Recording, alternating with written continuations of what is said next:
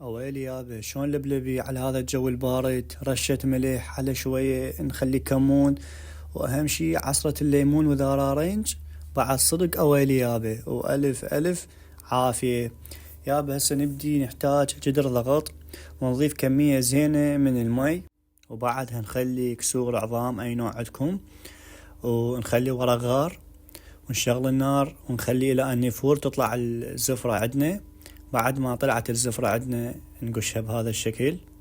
بعدها نضيف الحمص المنقوع قبل بيوم، تقريبا ضفت نص كيلو، وشوية نخلي صودة. وهسه نبدي نسد جدر الضغط، وبعدها نخليه ينضغط تقريبا بين النص ساعة وال40 دقيقة حتى يطلع عندكم بهذا الشكل مثل ما تشوفون. طبعا اهم شي تخلون العظام لان تعطي نكهة كلش طيبة. بعدها اني سويت شلت الجدر خليته على الصوبة، وضفت خاشوقة كوب كركم ونخوط حتى يتجانس عدنا مثل ما تشوفون بالفيديو حتى يعطينا لون كلش حلو. بعدها عفته تقريبا ساعتين 3 على الصوبة. شوفوا شلون صار عدنا. طبعا الطعم ولا غلطة، بس ملح ما خليت، يعني حتى من نضيف بالكاسة انتو بعد بكيفكم، يحب يخلي ملح ما يخلي ملح، فلفل اسود كمون هاي الاشياء.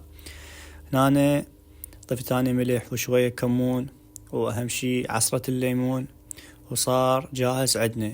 طبعا صدق كلش طيب، خاصة بهاي الاجواء الباردة. وهسه نقول بسم الله ونذوقه وياكم. طبعا الطعم ولا غلطة، والف الف عافية.